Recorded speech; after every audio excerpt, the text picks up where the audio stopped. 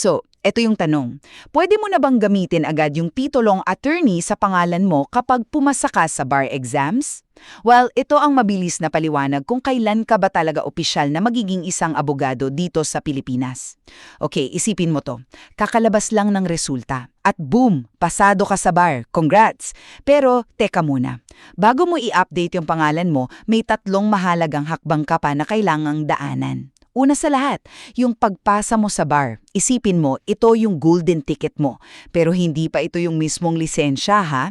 Ayon mismo sa Rule 138 ng Rules of Court, requirement yan pero simula pa lang yan ng buong proseso. Pangalawa, yung lawyer's oath. Okay, so pumasa ka na. Anong next? Ito na yung pinakasolim na part, yung panunumpa mo. At hindi to basta-basta kasi gagawin mo yan sa harap mismo ng mga mahistrado ng Korte Suprema.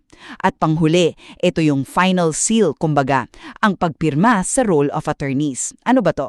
Ito yung opisyal na listahan ng lahat ng abogado sa Pilipinas. So kahit nakapasa ka na at nakapanumpa, kung wala pa yung pirma mo dyan, technically, hindi ka pa talaga isang attorney.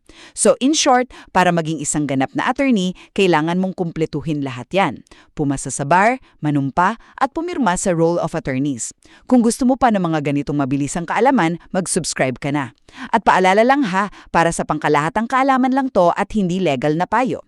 Hangad ko ang iyong tagumpay sa iyong legal practice. See you, Panyero-Panyero.